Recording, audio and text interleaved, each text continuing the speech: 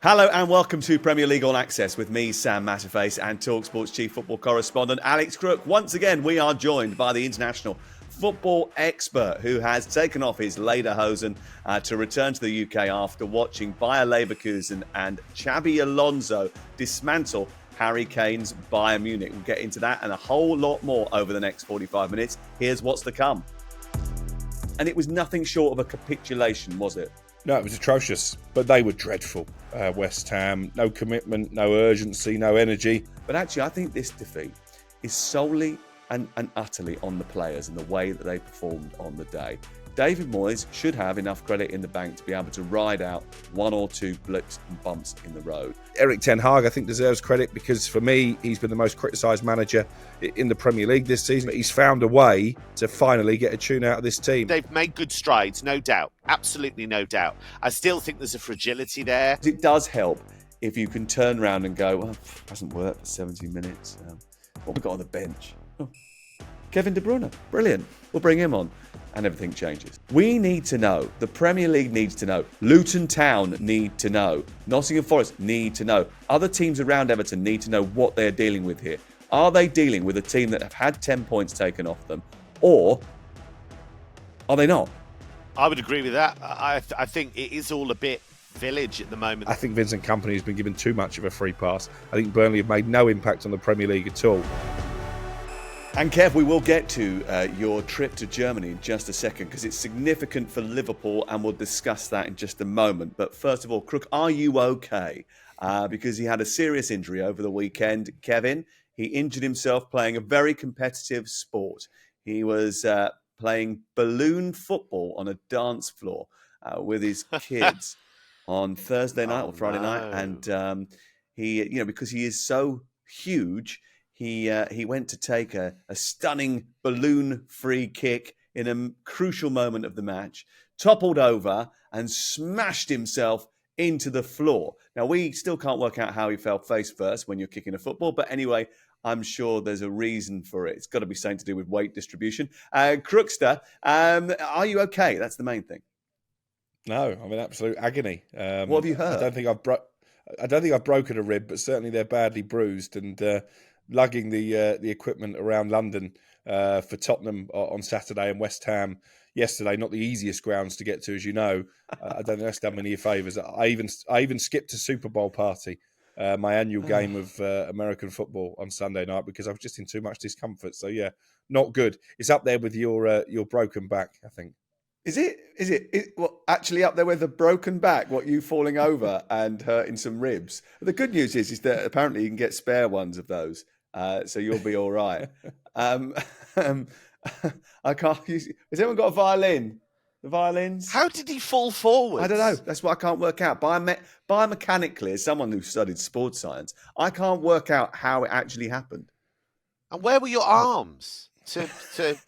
He says he couldn't break his fall because I was holding a pint glass and I was conscious, A, that I'd spilled a pint, and B, that I'd fall on it. So I had to use my hands to sort of push the pint away. My brother said it was like a goalkeeper making a save to save That's as much amazing. of the beer as I could. Very bad goalkeeper. Listen, we'll just try not to be too funny because the last thing we'd want to deliver is too many rib ticklers. Kev, could you tell us very briefly about your trip to Germany? We obviously we've seen the footage. We know that Bayer Leverkusen beat Bayern Munich, but the key thing is about Xabi Alonso, really. It was a big test for him. Obviously, he's done a brilliant job over the course of the near 2 years that he's been in charge, 18 months that he's been in charge of Bayer Leverkusen. He's taken them from nothing to very much something. They can win the title now and probably are favourites to do so. But just talk to me about how this impacts on his future, because I think over the course, everybody knows he's done well, but this was a huge sort of feather in his cap, wasn't it? I thought it was a complete validation of everything about his coaching. He made a very bold team selection, left out Jonas Hofmann, left out Jeremy Frimpong, who were two of his regular starters. That was something that if they hadn't won the game, if they'd ended up losing to Bayern, I think there would have been a lot of heat for that. But he got it spot on, and they played with freedom, but they also played with structure, if that makes sense, because that was the one thing Bayern didn't have. Thomas Müller talked about it afterwards. Bayern hammered 3-0. And Bayern played a back three, which they haven't really done all season. They look completely ill at ease with it. jittery from the start. And Thomas Müller was furious afterwards. He didn't start the game. He came on. And he said, we were just passing from A to B to C with no kind of personality, no kind of freedom whatsoever. So Bayern were bad, but they were made to look worse by a really big game performance from Bayer Leverkusen. And I think, in my head, I've been thinking about Xabi Alonso for Liverpool. I've been thinking, is the style going to fit? Are there more experienced options? And it actually just ticked those final boxes, because you looked at how they counter-pressed and you looked at how they were without the ball. I think Liverpool fans will really take to that, given what they're used to seeing under Jurgen Klopp. So, yeah, I think it was a hugely impressive result, hugely impressive performance, and Liverpool will have taken note, I think. Yes, a good little bit of advertising for Xabi Alonso's skills on Saturday evening. Let's start our review of the Premier League weekend at the London Stadium, where there was a performance to forget for David Moyes and West Ham United. So much to talk about today, including a ridiculous handball decision at the bottom of the table. But I don't think we can start anywhere else than by starting at the London Stadium. Crook, you were there and you stayed for the whole 90 minutes, but lots of West Ham fans didn't, because just before half-time, in a 15-minute period between the half-hour mark and the half-time whistle, West Ham conceded 4 goals, and it was nothing short of a capitulation, was it? No, it was atrocious, to use David Moyes' own words, but it wasn't just that 15-minute spell, as Moyes admitted himself. Arsenal could and probably should have scored many goals even before that. They were the dominant force right from the off. I think West Ham fans booing Declan Rice, which I still can't get my head around, only inspired him, 2 assists and a brilliant goal. But they were dreadful, West Ham. No commitment, no urgency, no energy. And I think summed up actually by Saka's second goal early in the second half, the half-hearted attempt at a tackle from Naïth Aguerd. He should have been hauled off there and then. It was an incredible poor performance from a home side, and will only add to those West Ham fans who are questioning the manager. No wins in 7 now. They would have gone 6th if they got a victory yesterday, but they are on a dreadful run of form, and confidence and character looks at an all-time low as well. I think it was always going to be that this early part of the new year was going to be really difficult for David Moyes and for West Ham because of the fixtures that they had, but also because of the injuries and the absences that they had because of the Africa Cup of Nations. Kudus going away, Aguerd going away, obviously Paquetá not being available at this moment in time, Antonio still not around. So it was pretty obvious that they were going to struggle a little bit. But this was different, wasn't it? This was not about struggling because you haven't got the right personnel. This was struggling because they weren't putting the right level of effort in. I sent Crook a text just after that goal that he has described, saying I would sack Naïth Aguerd for his performance alone. He was dreadful. He didn't close down. He got nowhere near anyone. He was lackadaisical in his approach. And that sort of summed up the whole team's performance, really. I thought Areola was terrible, absolutely terrible, showed no conviction when coming for corners. Arsenal are the best team at dead ball situations, Kevin, in the entire league. You know that before the game. I know that. Crook knows that. You know that. How comes Alphonse Areola is defenders and didn't know that as well? Well, they did know that. They just didn't act upon it. Yeah. And that's a problem. Yeah, they didn't. It was quite alarming in that regard, because the one thing you'd expect West Ham to be good at is set plays. And David Moyes, I think, talked about that afterwards, talked about the fact that usually they'd be a lot more solid in that regard. And it was a dreadful performance. There's no getting away from that. You look at the performance at Manchester United recently. If you look at the 2 results, you think, God, they're in awful form. They lost that game 3-0. They've lost this one 6-0. I thought the performance at Old Trafford was completely different, actually. I thought they were a lot bolder. I thought they actually had lots of openings. I think there has to be some perspective here, actually, about West Ham. I get the fact fans are annoyed with the style of play. I get the fact that they're on a bad run. But they're 8th. They're 8th. They won the Europa League group. They have beaten Arsenal twice this season already. Wasn't that long ago that they played really well at the Emirates. Yep. These things can happen. A good team can come and give you a smacking if you're West Ham. That can happen. Especially if you're not on it. Yeah, exactly. If you're way off your level and they're amazing, which they were, that can happen. It's now how they react to it. I think obviously the uncertainty about Moyes' position doesn't help anything. But I think if you do look at it with perspective, you look at what they've done in Europe in recent seasons, you look at the fact that they're in a much, much better position in the league this season than they were last season. I don't think it's time to press the panic button. I don't think it's some kind of dreadful decline. And it's all right to sit up here with the helicopter view and say, yeah, we can see what David Moyes has done over the course of the body of his work. But if you're a West Ham fan, they all feel very differently about it, and they voted with their feet during the game. They're obviously upset about a number of different things. Interestingly, Crook, I suppose David probably late December, and I think he'd sort of not confirmed, but pretty much had sort of intimated that he was about to sign a new 2.5-year contract at that point. And he said, we'll sort of get it done later. He has then subsequently said after the January transfer window, oh yeah, we'll get onto that now because we were just concentrating on the business during the transfer period.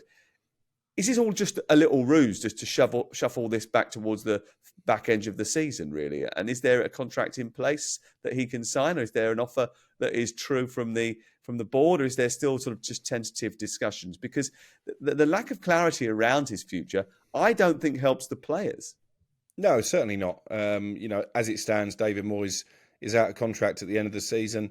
It was a surprise they didn't give him a new deal after winning that European trophy. And actually, if I was David Moyes, I'd have been quite annoyed about that. But you're right. I remember us being on air covering for Jim and Simon in December, and the vibes coming out of London Stadium were that this 2.5-year deal was in place, just waiting to be signed. But the more results like Sunday, maybe you could say the less likely that is to happen. I think there are problems at West Ham that go into the boardroom.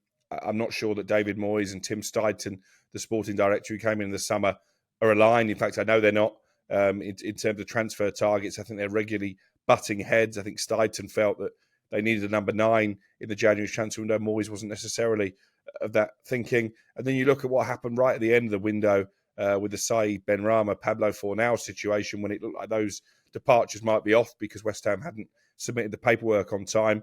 I did wonder cynically. Well, I wondered cynically if it was deliberate because, David Moyes realised that actually if you lose those 2 players, the squad looks very light.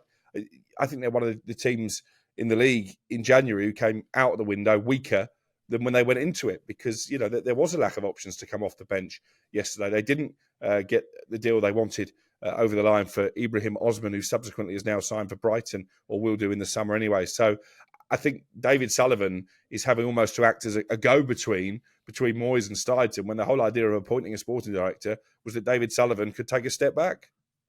Kev?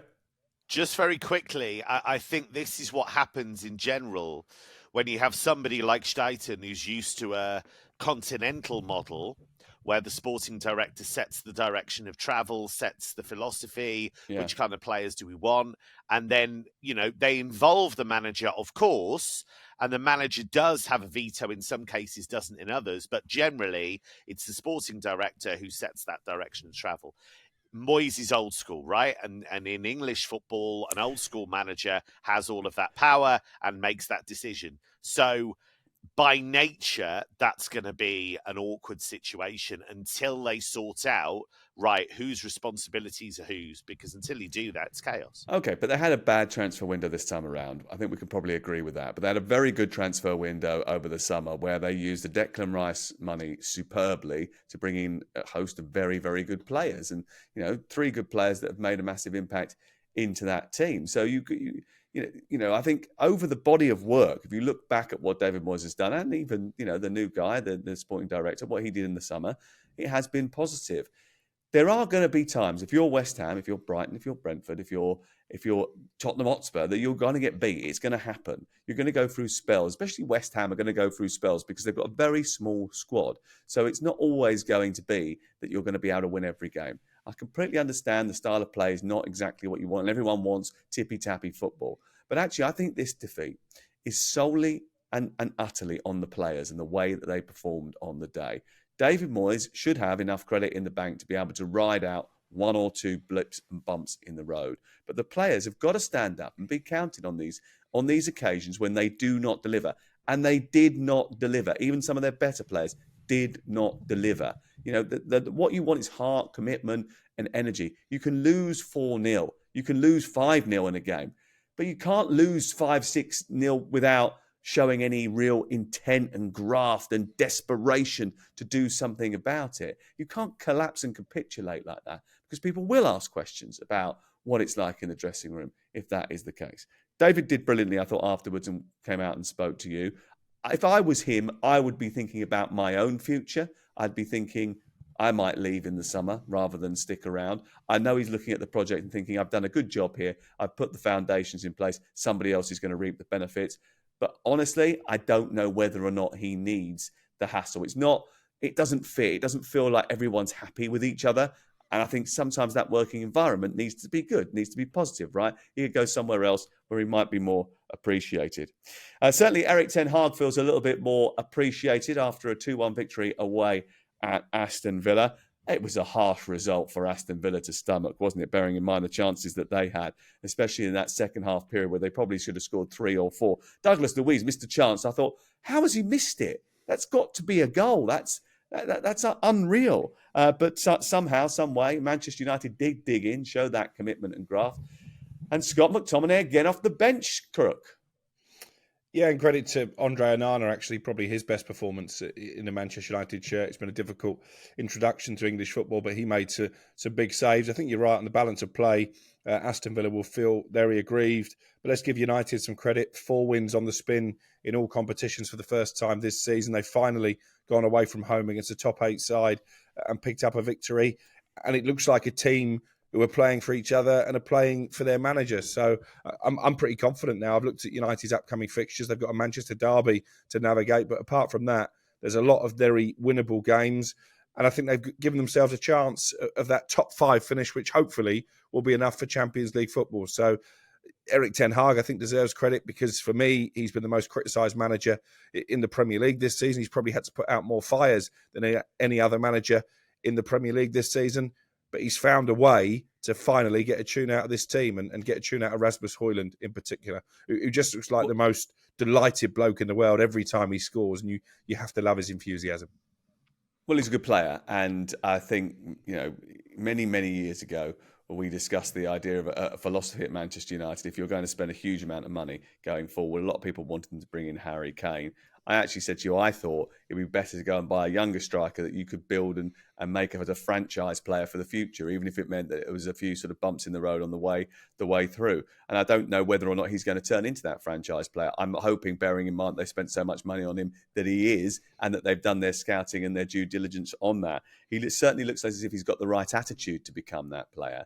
And his recent goal-scoring run is impressive, but also the way he's taken his chances has been impressive as well. So I think he deserves credit for that. The one thing that worries me, Kevin, is the defence, really, because over the course of the last few weeks, it has looked a little bit leaky, and they keep losing vital members of it. Lisandro Martinez obviously out for a little while, and Luke Shaw had to come off at half-time.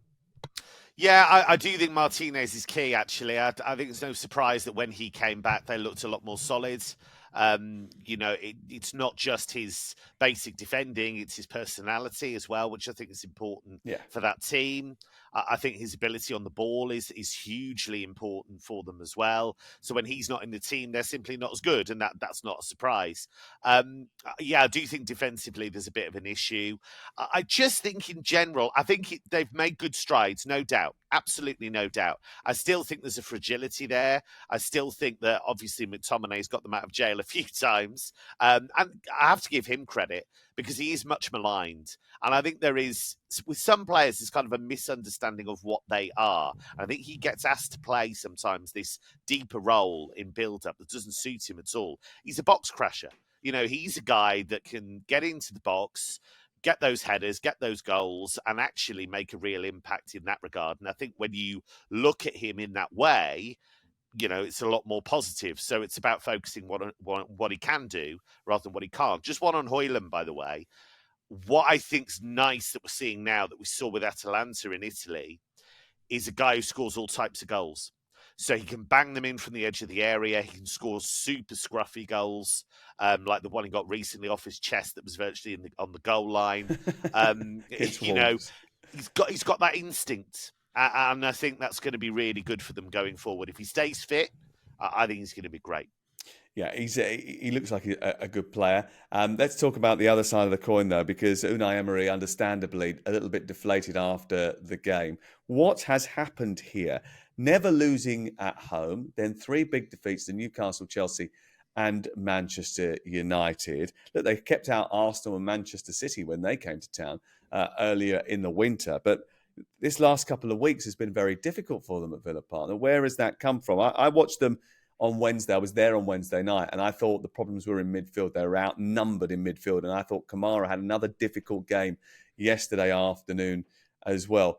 Is the problem as simple as he's only got a very small pool of players and he's having to use too many of them? And once you scratch the surface, you don't have your first choice members of that team. That's no disrespect to Matt Cash, but Ezri Konsa is a big miss on that right-hand side. Does it sort of expose the... maybe they're using too many of the same players and therefore they're tired, but also some of those other players that step in aren't quite up to the level. Yeah, I think you've hit the nail on the head. I thought they did look tired against Chelsea in the Cup. Obviously, it was a much better performance on Sunday than it was in midweek, but it isn't the deepest squad in the world. I think I said to you in the preview podcast, I was surprised they didn't bring in more senior first-teamers in the window. I guess they, like many clubs, are worried about falling foul of the profit and sustainability rules, but it's also where the goals come from because they don't have a plan B to Ollie Watkins. And if Watkins doesn't score, then they tend to struggle in that department. And also, I think that Newcastle defeat and the nature of it just made them realise they are mortal when it comes to their home form. So I actually think they are going to go through a dip now. And that's why I think teams like Manchester United, maybe even Newcastle, who found a little bit of form, might see it as an opportunity to go past them. Oh no. Crook's starting to panic. All of a sudden, he's having to scurry around to the back of the sofa. Mrs. Crook, could you get down there and have a look around the back of the sofa and see if we can get any pennies? Because we might need £500 for Jim White.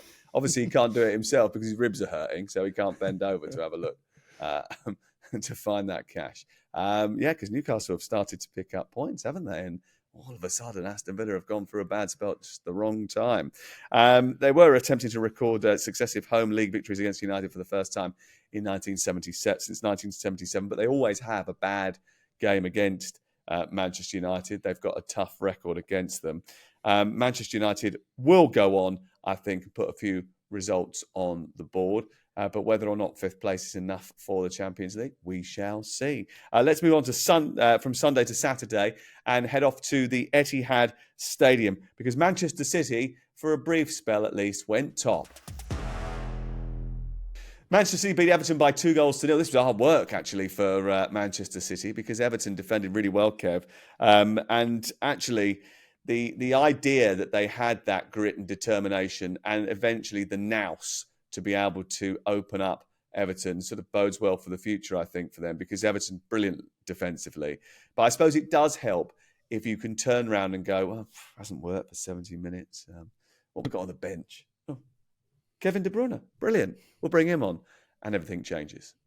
Yeah, exactly. And they've got match winners and game changers everywhere you look. And obviously, not just De Bruyne, but one of those is Haaland. And when you have somebody who has those goal-scoring instincts for the first goal, although the first goal from Everton's point of view is a mess, but the second goal is Haaland to a T, because there aren't many players who can just body Jared Branthwaite, who's a rising star defensively. Yeah. The strength he had to just swat him like a fly. I felt was sorry for the kid. He'd had such a good game, and then he just mistimed it. And it was just that mistiming of the sort of intervention just meant that he was off balance, and Haaland sniffed that and just shrugged him to the floor, said, "Get out my way," and then finished it off. Yeah, it's like trying to push a freight train over. It was unbelievable. and then the finish was super. So I think this is the thing with City going forward, is when you have a game like that where it isn't working, and now they've got players back fit, they can just change it up. They can change how they approach it. And he's put together, or the club have put together, a lot of different profiles of players. I think of when they brought Doku in. Doku was something that didn't quite have that kind of one-on-one guy who can suddenly break open a kind of low block, if you like, by going past defenders. Grealish is a completely different type of player, I think. He's somebody who controls the tempo of the game with the way that he plays. You've got Foden who can sort of pop up in the middle between the lines and operate in those tight spaces and just make things happen when others really can't do that. You've got those 4 central defenders they started with at the weekend, different profiles of backline. It's not the flooding forward with wing backs. It's actually having 4 central defenders, and 2 of which can move into midfield. It is a variety of different player that makes up a rich fabric of a squad, which is why probably everyone thinks they're favourites. Has anyone just checked on Jared Bramthwaite's ribs though after that? Just because it looks as if he sort of took one in the ribs there. I think if he got hit by Haaland, it's probably more damaging than falling on the floor after hitting a balloon. But I don't know. I mean, it basically depends what footwear you were wearing. Because one of the excuses Crook had for falling over is he wore the wrong footwear to the disco. Well, what was he wearing? What were you wearing? Slippers? I may as well have. I wore a fancy new pair of shoes with no grip. When if I'd worn the trainers that I wanted to wear, I think I might have been able to keep my footing. Schoolboy That error. you wanted to wear, so why were you denied the chance to wear trainers? What happened? Did the gaffer say that you had to wear a certain pair of cleats or something? Mrs. Crook always has the final say when I go out in public. I see. Okay. Even on Balloon Football Day? Even on Balloon Football Day. It wasn't a pre-planned game of balloon football, by the way. My lad was kicking a balloon around, and I thought, I'll go and join in, be the doting dad that I am. Should have just sat there. You're just so spontaneous. That's the problem. What about Everton? They remain firmly stuck in the relegation zone. 7 league games without a win. I mean, look, I spoke to Sean Dyche afterwards, and my question to him was this. When are you going to find out about this initial appeal? Because we know now that it's been a week since they heard it, right? So they heard it. It finished last Friday, not the Friday that's just gone, the Friday before that, the appeal against the 10-point deduction. We need to know. The Premier League needs to know. Luton Town need to know. Nottingham Forest need to know. Other teams around Everton need to know what they're dealing with here. Are they dealing with a team that have had 10 points taken off them? Or are they not? Is it 6 points? Because Luton need to know what they need in order to stay in the division. Surely this needs to happen sooner rather than later, Crook. And of course, after they've given this one, they've got the other one that they've got to dish out as well. Yeah, absolutely. I think the timescale that Everton put on it last couple of weeks ago was mid to late February, but that covers a big period of time. And I think the lack of clarity, surely that the independent panel should be able to give them some kind of indication as to when a verdict will be reached. And as you say, even after this appeal, the next charge kicks in, they appeal that one. And there is a possibility, because under the Premier League rules, I think the final decision on that second appeal would need to be made by the Premier League AGM, which is actually after the final game of the Premier League season. Now, we're not saying 100% that it goes to that point, but if it does, you could have a scenario where Everton, Luton, Forest maybe don't know after the final whistle of the season has blown whether they're safe in the Premier League or not. And I don't think anybody wants to get to that situation. I think we need to be a little bit careful there, because that is, if you read the documentation, actually what that is a backstop. That is the point at which everything stops and nothing can go forward from there. So it has to be resolved. Everything has to be resolved on that date. And that's 5 days after the end of the season. So that it's almost a little bit like a sort of, a buffer to make sure that everybody knows that this won't be dragging on through the summer, and we won't be worrying about who's going to be in the Premier League midway through June or July. But I think what needs to happen is a better level of communication. I said this on the podcast last week with Scott. We were talking about open communication. You don't need to necessarily go into the details about what has happened with the charges and what the points of discussion are about why you're appealing. But you do need to tell everybody what to expect, how long it's going to take, and be constantly updating people so that the other clubs that are involved in this and affected by this can make plans. It changes everything. If you go into a game between Everton and Luton need, at this moment in time, 1 point to get beyond Everton, but actually then 3 months down the line, they actually needed 3 points to get above Everton, then that's an unfair scenario because it changes the way you approach that particular match. Now, I don't know when that match is or whether it's in March or April, whatever. It doesn't matter. The fact is you need that level of clarity before you attack certain fixtures. That's just the way it is.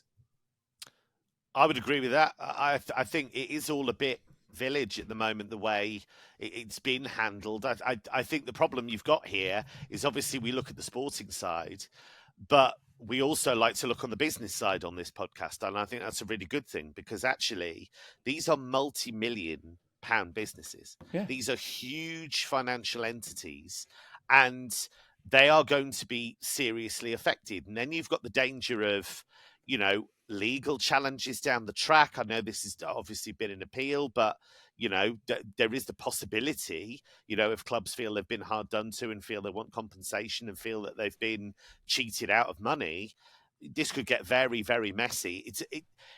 This was always going to happen in the sense that, somebody was going to have to pay the piper eventually. These sanctions were always coming. The clubs knew this. These rules have been in existence. I know they've changed slightly, but they've been in existence for a long time. They did vote so it's for now them. Just that and they voted for them. So now it's just that, these sanctions are coming. So I think they should have been prepared for that. I think there should have been a clear timeline. And as you say, at every stage of that process, everyone involved, and that includes all the Premier League clubs, need to be fully informed of what the situation is and what the dates are. On the field of play, Everton's big problem is they don't score enough goals. They defended really well during this match and had a couple of skirmishes, in fact, 2 good chances during this match. Dominic Calvert-Lewin has now gone 18 games without a goal. And yes, they've got their set-piece threat.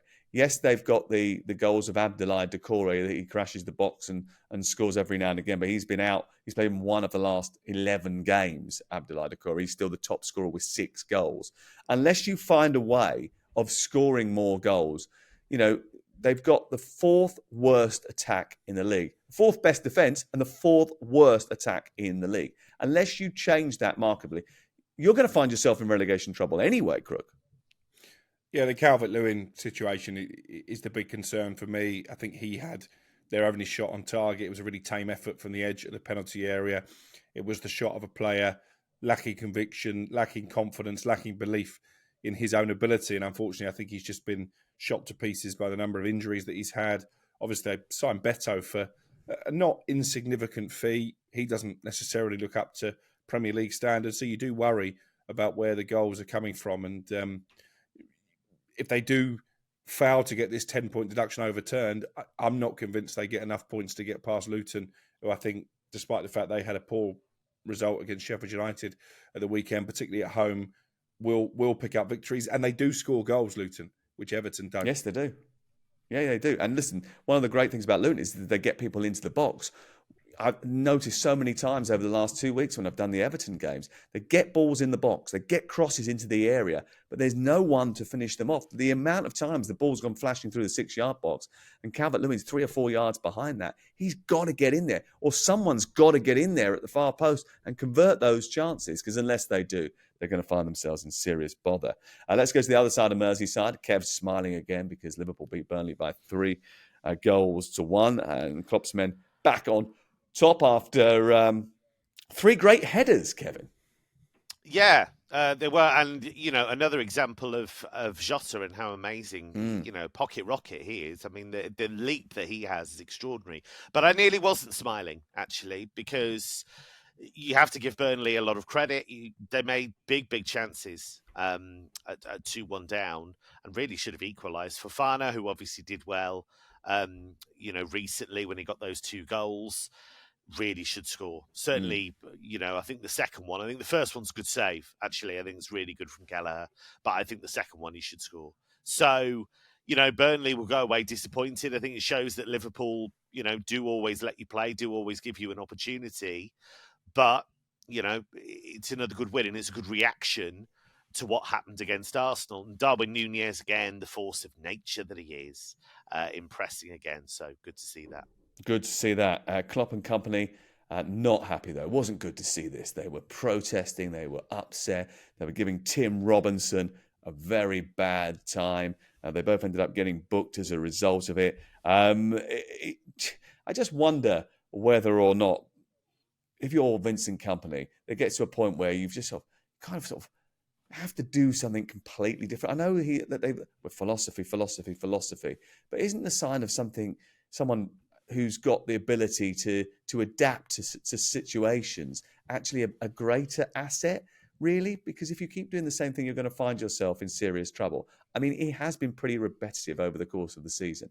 Play okay football, but naively to allow people to have opportunities. Therefore, their better players score goals. Yours, when you create them, don't score goals. You lose 17 games by the middle of February.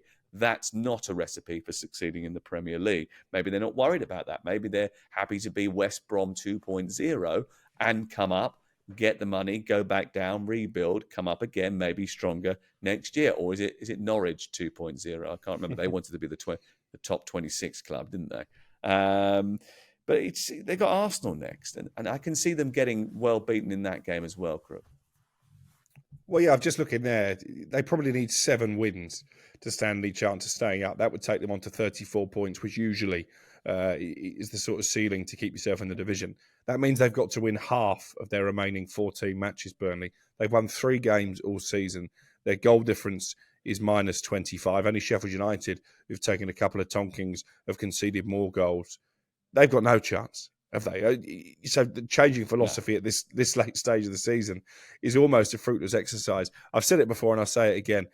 I think Vincent Kompany has been given too much of a free pass. I think Burnley have made no impact on the Premier League at all. And this is not a club who didn't spend money in the summer. They were one of the biggest spenders, in actual fact, in the summer transfer window. And for me, they have very little to show for it. Is that because they had so many players on loan last year, a bit like Nottingham Forest, they had to replenish the squad, so there was mitigating factors. Let's head to the very bottom of the table now for a game between the relegation rivals. Luton 1, Sheffield United 3. Luton, not themselves, weren't as good as they have been in recent weeks. Sheffield United, better, taking advantage. But come on. This game, far too heavily influenced by 2 absolutely ridiculous decisions. Stupid decisions that should have been left well alone. 2 handball decisions. The first of which, Sheffield United given a penalty when no one appealed for it. An arm was in the air, and I understand under the current laws of the game, the arm being this high, even if you're jumping like that, with your arm like that, and the ball comes from behind you from 1 yard, apparently, under the law, that is a penalty. The referee must have seen that. The assistants must have seen that because everybody saw it and just played on because they thought accidental handball. Now, obviously, accidental handball is not in the law. It's just handball if you make yourself intentionally bigger in the penalty area. Outside the penalty area, it has to be deliberate. But inside, if it hits your hand and you've deemed to make yourself unnaturally bigger, you can have a penalty given against you. There's all sorts of different caveats, or the distance, blah, blah, blah. But once your arm goes above your shoulder, apparently the guidance is, that's it, penalty kick. Ridiculous. David Ellery, the IFAB, hang your heads in shame. It is not your game. Nobody likes it. Nobody likes you. Everybody's sitting there thinking, this is ridiculous. We can't stand it. We're all pulling our hair out, and you're sitting there rewriting these handball laws every single year, changing your mind what is handball, what isn't handball, what should be a penalty, what shouldn't be a penalty. You're so out of touch with the game, it's frightening. You're out of touch with the game when you used to referee it. You're out of the touch even more now. Get down to your local park and see what really is handball and find out what people in the game really want to be a penalty, because this is nothing short of a disgrace. The VAR re-refereed this game from the referee that was on the field of play, and it's completely and utterly wrong. The second one is even worse. The geezer's trying to protect his face. He puts his hands up in front of his face like that. He thinks someone's going to crash down and elbow him on the top of his head, and as he goes to protect his head, it hits the top of his hand. How is that a penalty? It's absolute idiocy. Yeah, I'd agree with that. I would. And I think it does stoke those passions, because I think there's such frustration now with how complex the law has become and the guidance, and referees seem, ill at ease with it as well. And I think it needs to be completely redesigned, because handball penalties are having too much of an effect on games. It's There's ruining no the doubt game. about it. Yeah, there's no doubt about it. And I think, you look at the first one, I can kind of get the first one only because the arm is out in the way that Yeah. it is. Okay, fine. I get that. I don't like it, but I get it. Yeah. The second one is nonsensical for pathetic. all of the reasons you've said. He's looking the wrong way. He's in a really awkward position, like all crunched up anyway. How is that gaining an advantage, really? I mean, it's a nonsense. Not a clear and obvious error either, by the way, is it? The VAR doesn't have to intervene there. He could have just used his common sense and gone, actually, the referee didn't see it, but it's not the worst thing in the world. It's not like a massive clanger. But they're so terrified now of missing something. That's the thing. They're so terrified of not giving that advice, and then the following few days, everybody's like, "Oh, that should have been a penalty," what have you. I just think this all stems as so many things in the game do now. Exactly what you've said, IFAB. The way the laws have been designed, some of them, it's just nonsensical. It ruins games. You cannot have a situation where you've got interpretations of the laws that ruin the game they're supposed to cover. It's ridiculous. And this is a multi-billion-pound product. And if you're ruining it with decisions that nobody's happy with, like who's really happy with these? The refs aren't. They don't want to give these things. The referee doesn't want to give that. It's the refs who get the heat for it, but they don't want to give that. So the refs aren't happy. Coaches aren't happy, players aren't happy, and fans aren't happy. So what's this for? So it does, I agree with you completely. It needs to be totally redesigned, simplified, so that we all know where we're at, because it's way too complex. Just use one word in the penalty area: deliberate. It gives you wriggle room. It gives you the opportunity to turn around and say, was that deliberate? Do I have to give that?